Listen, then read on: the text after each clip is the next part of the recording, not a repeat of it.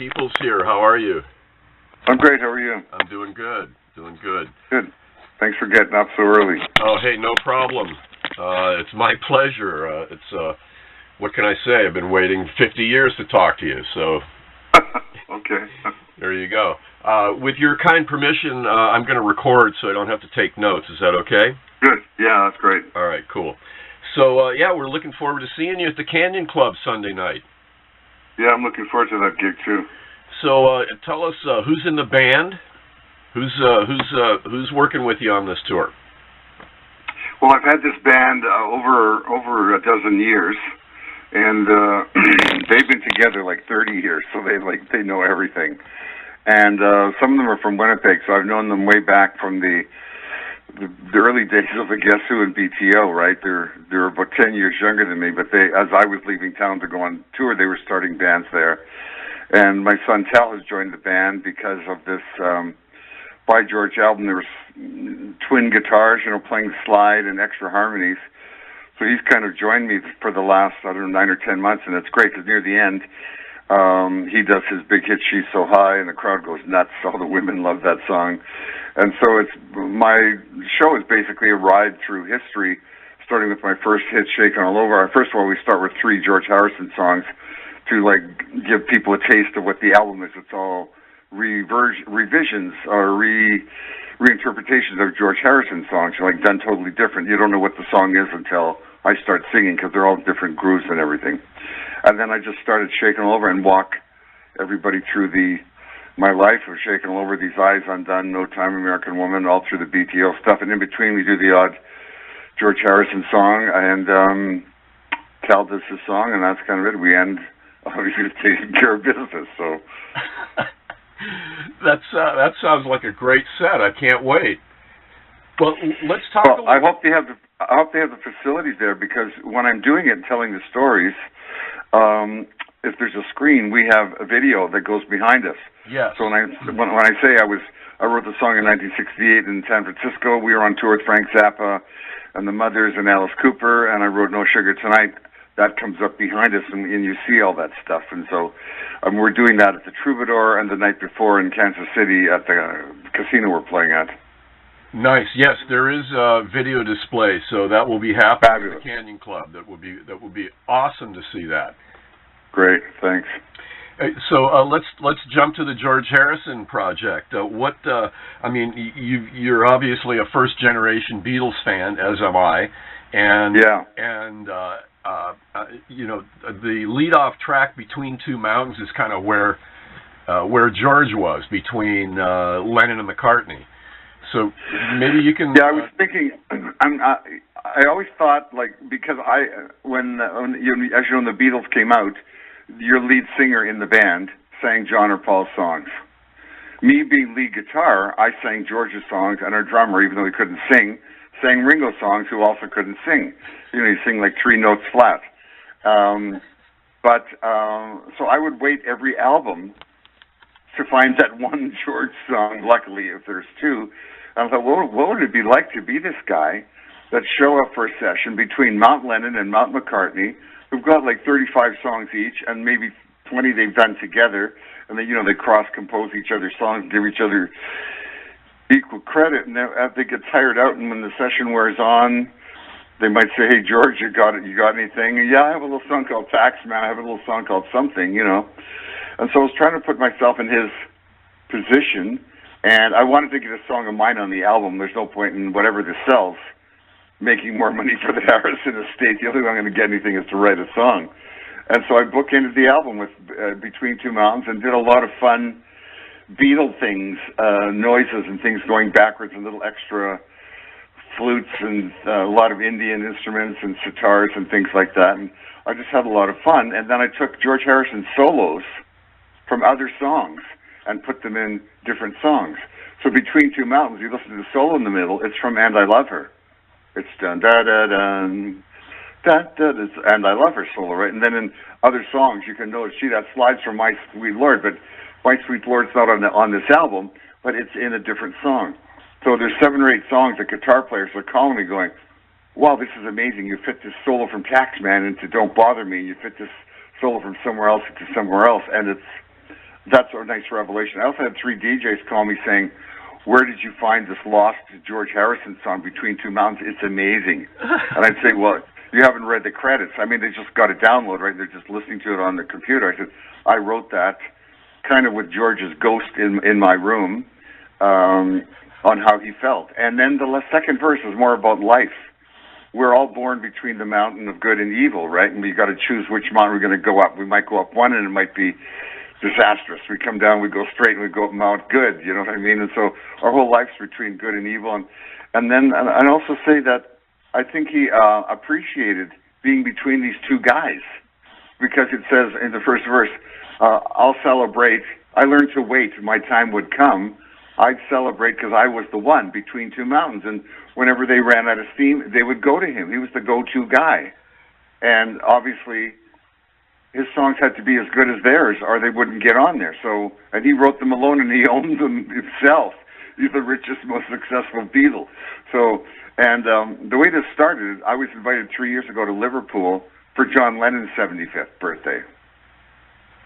And it was absolutely amazing. A friend of mine named Jeff Parry had the rights to the stage play Let It Be, which traces the Beatles from Leathers in Hamburg, you know, and all their different clothing changes and all their music. It's about a 2-hour show of all Beatles stuff.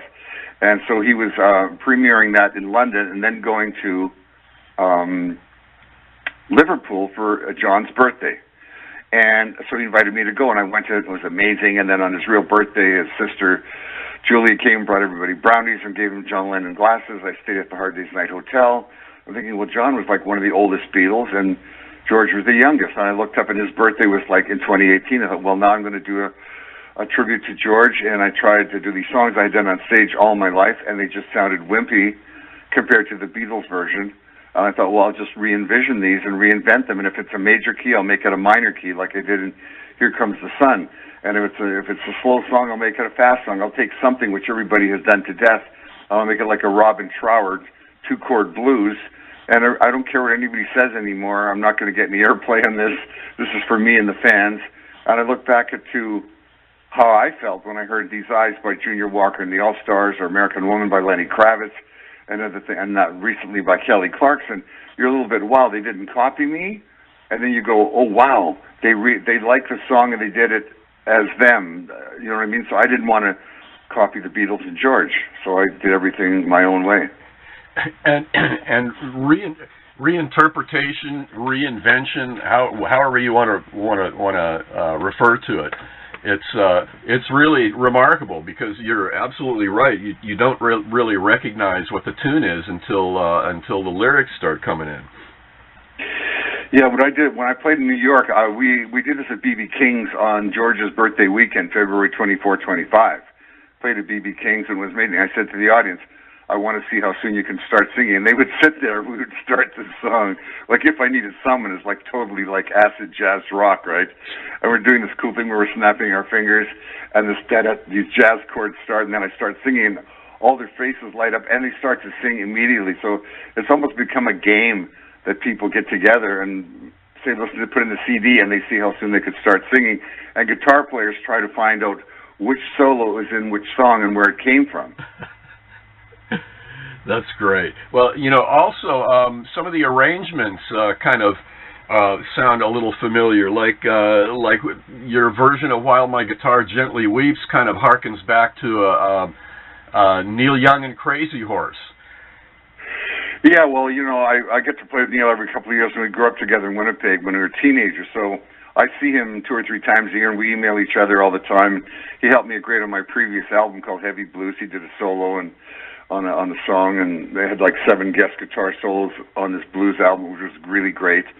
And every once in a while, I want to do what I call a composed solo. That's kind of like George Harrison. Everything of his was composed, and it was melodic. You could sing it.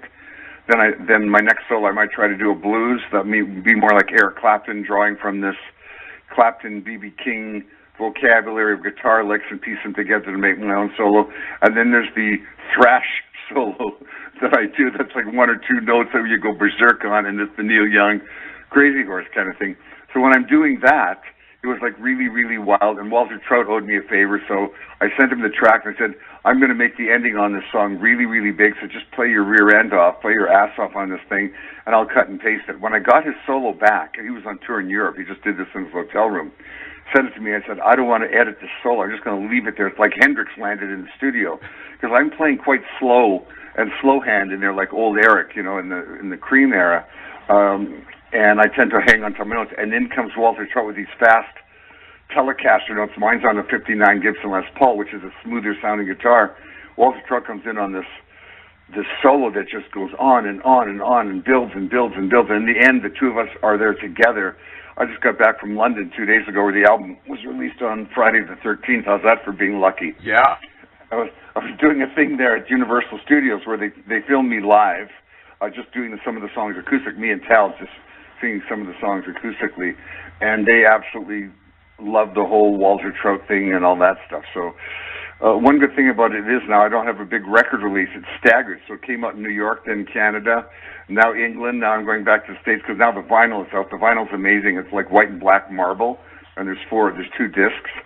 And to get the artwork that big, foot square is really great. One last question. You mentioned your Gibson Les Paul. That's a really sweet-looking Sunburst. Tell me a little bit about the history of that. Well, I've had it since about 1967. I got it in Nanaimo, BC, which no one's heard of except that's where Diana Krall is from. That's where she was born and grew up and played piano in a hockey bar until the world discovered her. And I've had it all those years, and when I got it, I didn't realize what it was.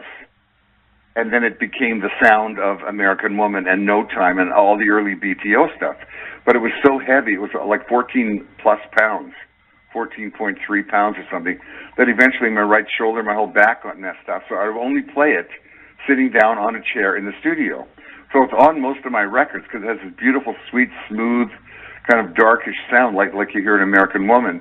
But then on stage, I just started to play Stratocaster because it was lighter. It was like 7 pounds, 8 pounds.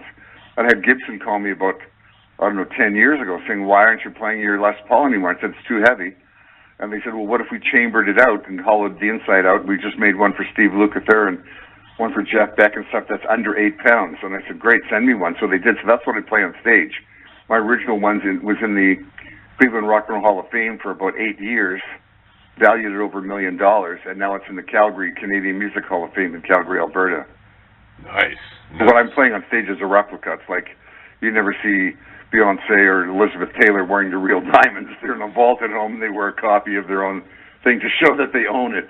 And if you're going to steal it, it's a repro. Exactly. Well, Randy, thanks so much. I really appreciate the time. It was a great stuff. Thank you. Definitely looking forward to seeing you on Sunday. Thanks. Come and say hi, okay? I sure will. Okay, thank you. Bye-bye. Best to you and G. Thanks.